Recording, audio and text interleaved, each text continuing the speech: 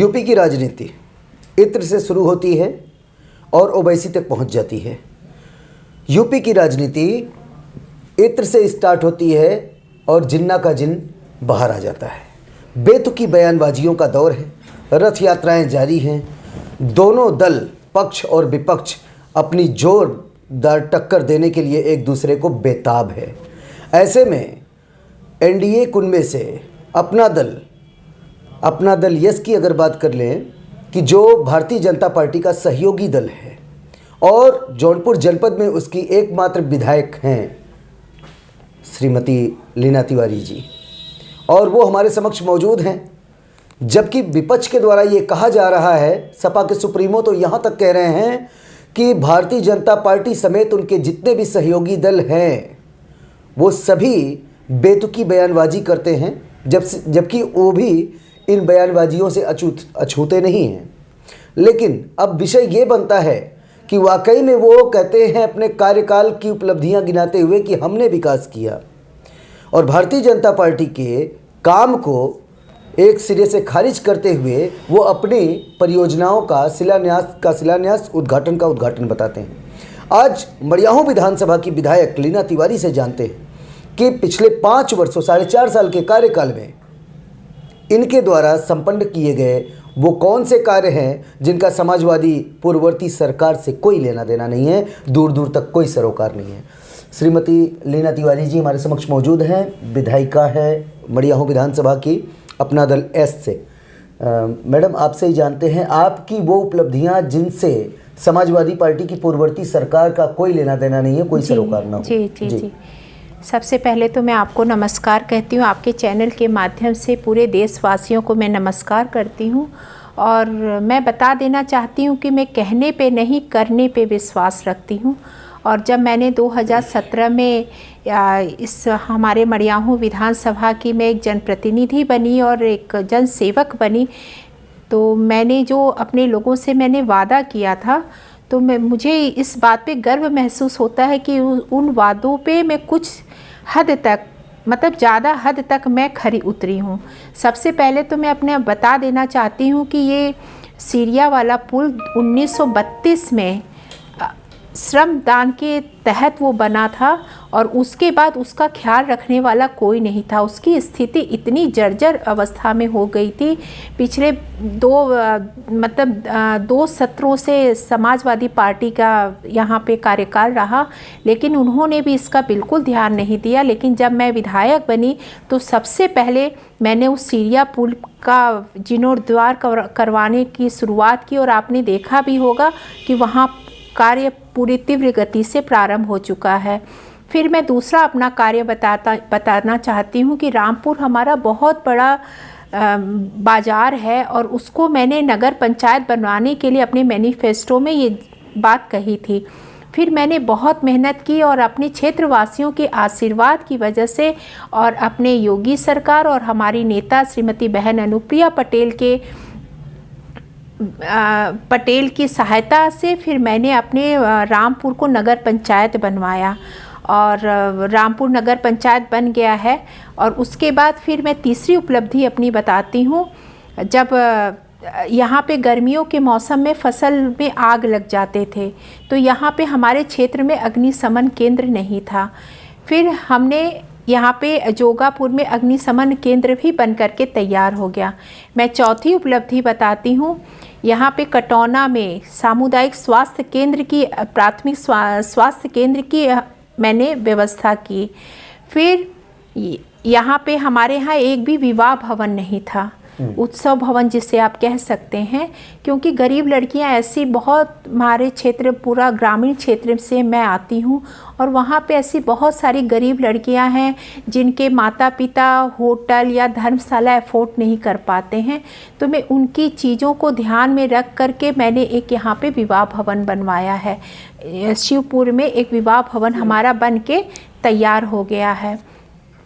फिर उसके बाद यहाँ पे हमने ऑक्सीजन प्लांट की भी स्थापना की। बहुत सारी जर्जर सड़कें ऐसी थी कि जहाँ पे मतलब आप जिस गांव में जाइए एक भी सड़क नहीं।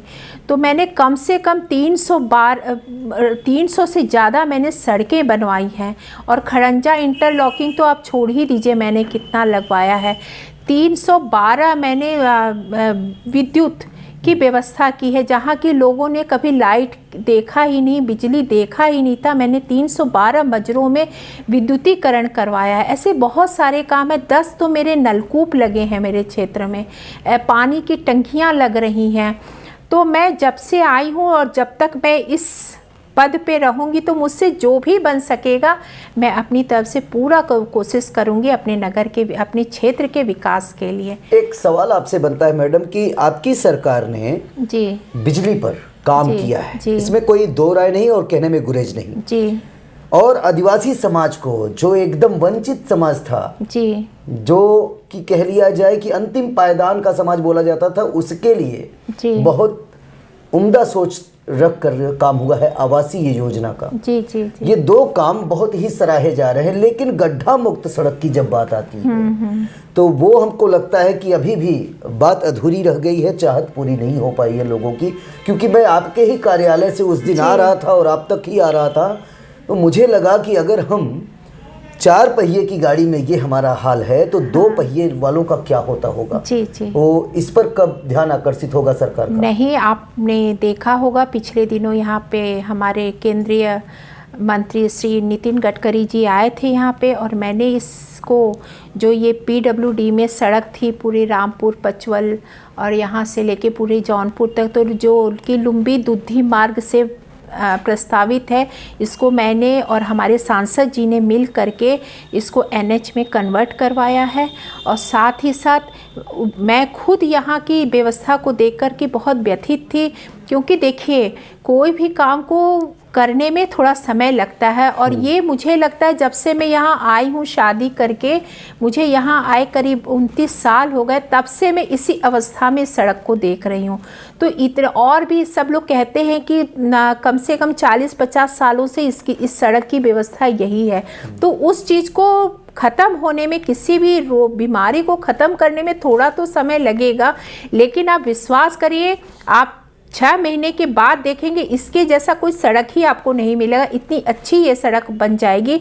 उसके पहले यहाँ मैंने पैचिंग की व्यवस्था करवा दी है, आप लोगों ने देखा भी होगा। मैंने NH एक्सियन को लेकर के पूरे क्षेत्र में मैं गई हूँ, उन्हें दिखाई हूँ कि देखिए किस तरह से ये गड्ढा युक्त सड़कें हैं, हमारे लोगों को कितनी दिक्कतें आ रही हैं।